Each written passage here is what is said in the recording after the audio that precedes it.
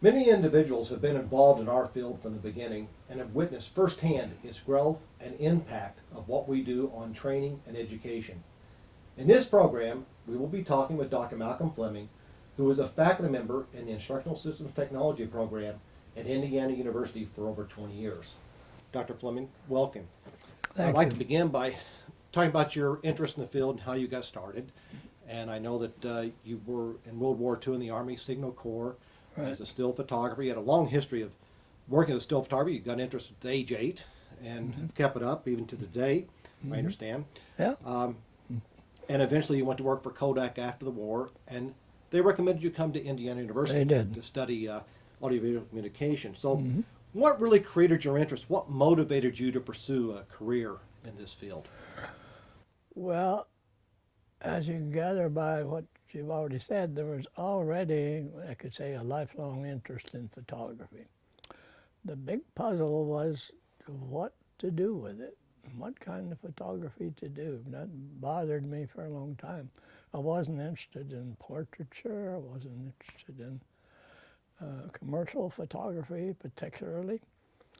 It was at Kodak that I got the idea of education. Maybe there was an education link-up photography that would be useful and interesting. So that's what brought me here. There's a vague feeling that photography, or at least pictures, could be somehow profitably linked to education. So I came here to find out what that was all about. Okay, so when you started, the field was called audiovisual communication or instruction. Yep. How would you characterize the focus during those early years? What did the field focus on? Well, the part that I had contact, well, it was like either you're interested in utilization or you're interested in the medium. I think of Harvey Fry and Flayton and a number of those people who taught graphics courses and were directly involved in moving images of one sort or another into the classroom. So they were my early teachers about this. I got particularly involved in the decision-making process.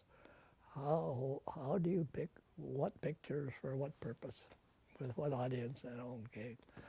And so that's where I mostly concentrated. I came with a technical photographic background, so that I didn't need. It was just, how to link up with the learner. So that was the challenge of it all, and it eventually turned me into research to find some of the answers, and to the learning literature, where I found if you do so and so with a stimulus that you get attention or something. So I began to think, well, there are relationships between photographic, verbal manipulations and how people attend, whether they attend or not, whether they learn or not. So that motivated an intensive literature search for principles, as I called them, that could be used by media folks that were based on learning research. And Howard Levy came in then on the motivational part of it, which I had not looked into at all. So we were the collaborators on the. Over the years, our field has changed. The courses we offer our graduate students have changed. In fact, the courses we're teaching today are quite different in many ways from the courses I took as a student. How would you characterize your preparation, maybe some of the courses you took, the emphasis? At first, the courses were pretty basically technical. And we got that in AV on one corner of the campus, and we went over to education and got some ed psych. But it was pretty hard to link them. And that was the problem I felt in my early training. I came cold to the education field. I'd never taught. I never really thought I ever would teach when I came. So I had a lot of education deficiencies in order to get into the school that I had to make up for. So all philosophy and psych and all the rest of it. So whereas I imagine most of our students came with an education background, so they would have encountered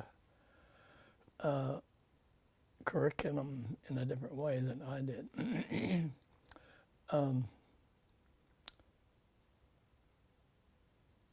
As to as I've indicated, the main weakness I felt was any linkage between regular education basic courses and AV courses.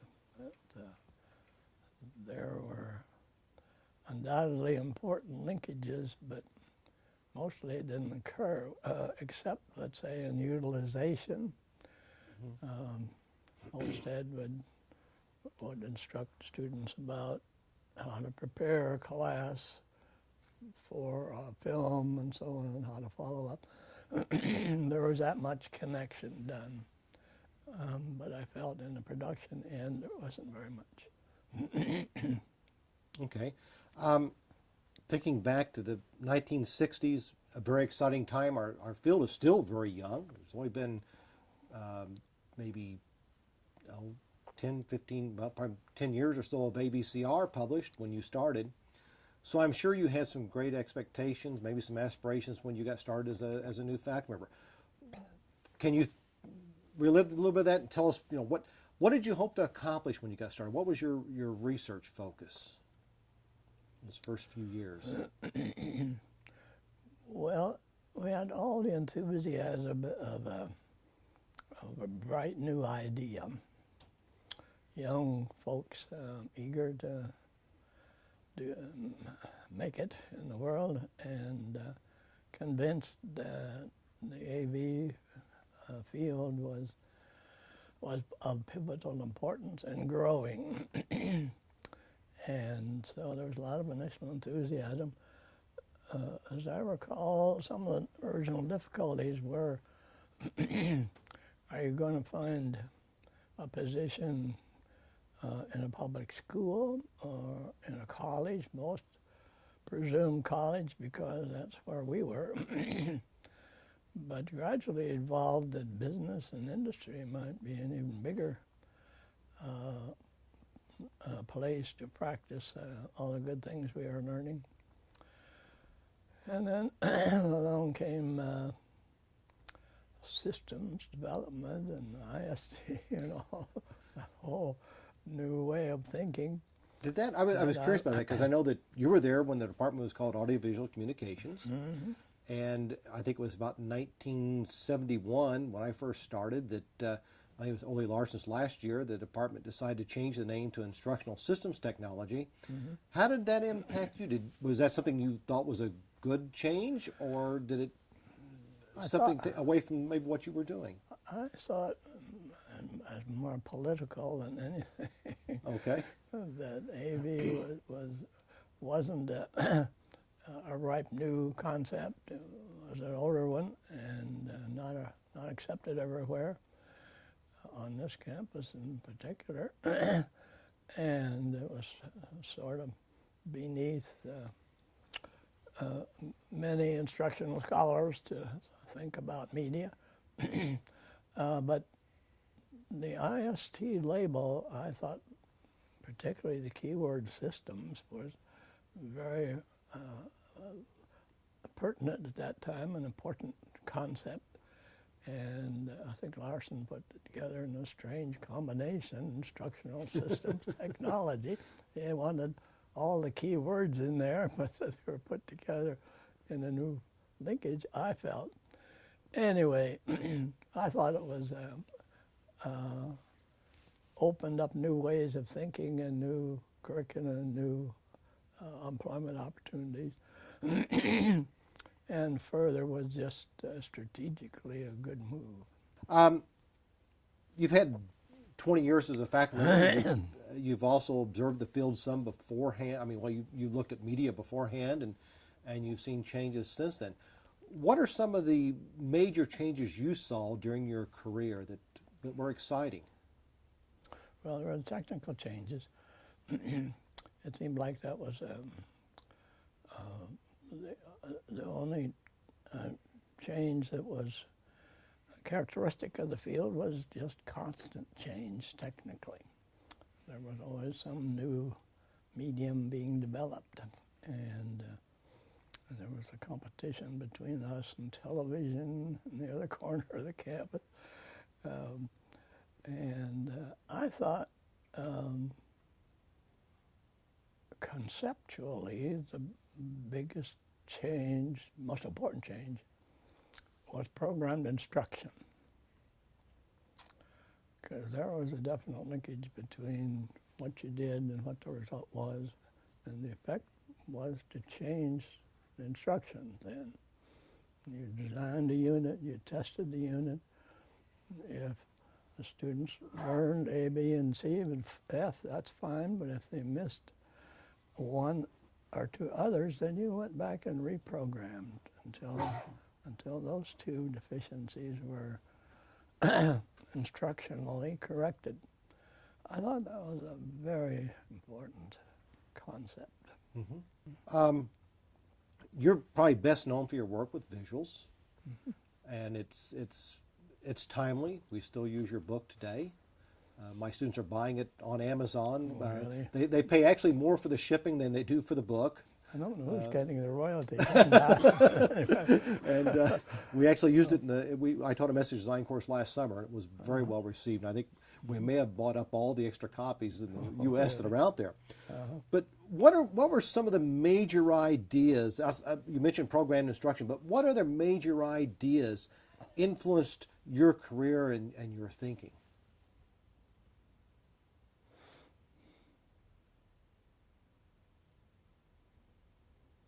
You mean ideas from the literature? From the literature, other fields maybe that impacted your thinking? Well, as you know from my writing, that I really got attracted first by the concept of attention. What gets learners' attention? And many of my first principles were directed to that. Then learning seemed to be more, what do I say, more obvious in our thinking. We all knew we had to learn, and we knew that repeating it or associating it with known things in your memory would facilitate the linkage and so on. So a lot of the learning part I felt from our classes and from our own experience, we kind of had a pretty good handle on some of the learning procedures or principles. So I felt the attention part was maybe neglected.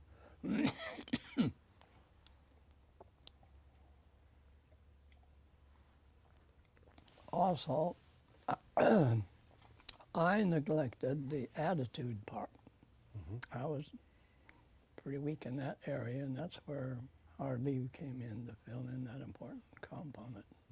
I remember you, out of this grant that you had to do the research on finding these principles, you first published an article in Viewpoints, the School of Education Bulletin. Actually, I remember one Christmas, I got extra money to duplicate that book on the old Gestetner machine and cut them up and bind them and all for your class one time. But I'm wondering, that article evolved into the first chapter of your instructional message design book with Howard Levy. I wonder if you could tell us a little bit about how that the conception of that book grew and how it developed over the years. Well, you kind of hit it. It just started as a series of principles that were in Mimeo or Wadillo form first. And then kind of evolved, I guess, chapter by chapter. Howard was just a fellow faculty person, and we just got talking about the field and people and learning and so on.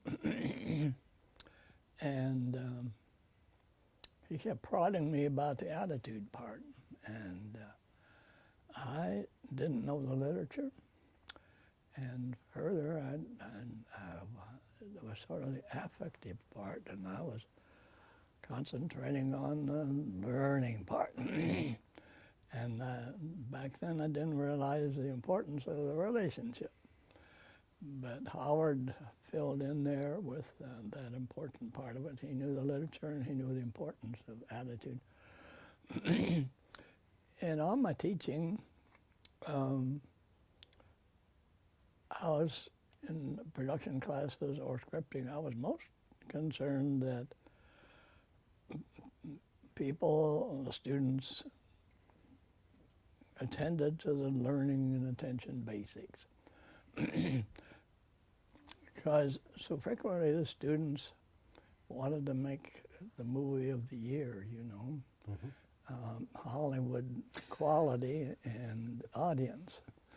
And I saw that as more attention to the affective part, entertainment part, than the education part.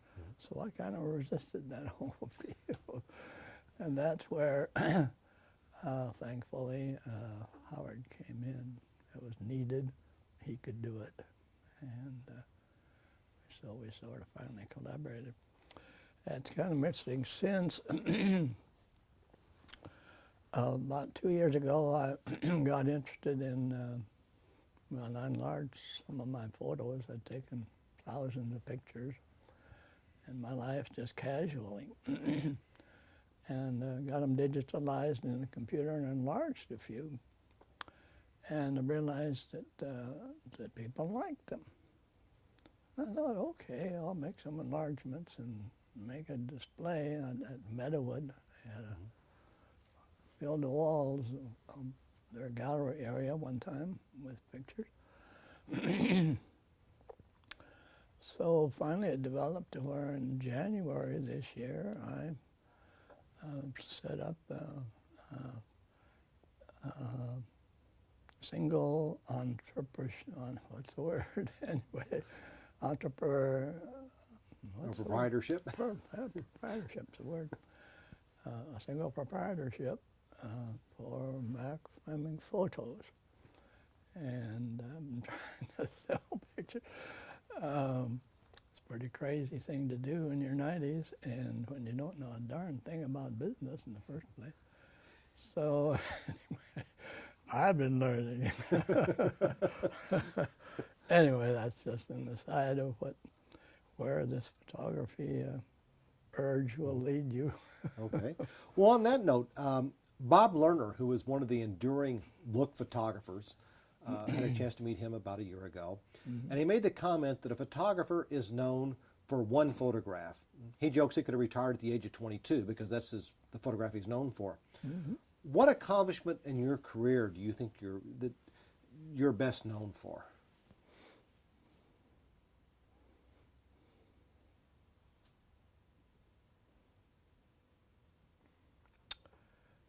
Well, it's not the biology classroom films that I was involved in, I'm sure. Now, those were some of the first ones with microscopic photography? Yeah, and well, the first film was characteristics of plants and animals. And these are all selected on the basis of their relevance to the curriculum. And just to keep us on the straight and narrow, Larson always had an educational author as part of the committee. So we media folks couldn't get carried away with the subject, either by way of errors or omission. Anyway, so they kept us on the subject matter narrow track. But I don't look on those as signal accomplishments, particularly. Some of them sold and some didn't, and that was AV's problem, or Larson's problem. So I guess it's an area we've been discussing. I think it's the pertinence and relevance of research literature to our practice, and trying to find out what that relevance was and trying to communicate it, I suppose, was from my point of view, my signal contribution. Okay. Right. I know that today you're heavily involved in photography, and we talked a little bit beforehand, and you have I think a unique perspective in that. Let's go back and look at photography rather than all the multimedia and computer stuff. Could you tell us a little bit about that? I guess a philosophy that you have today about photography. Oh my! Well, it seems to be that I'm more of a thing photographer than a people photographer. My wife gets at me all the time for taking landscapes or birds or flowers or whatever rather than interesting pictures of people. In fact, most of the people pictures I have are of her. So that's a sort of an aside. Anyway, I do like I started, my original concept was to be an outdoor photographer of some sort.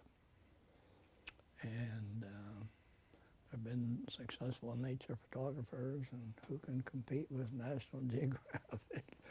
But anyway, those are some of the dimensions, the types of photography that I aspired toward. I guess the old artistic principles, I occasionally say, you know, from a motion picture point of view too, I need a close-up here. That training comes into my still photography.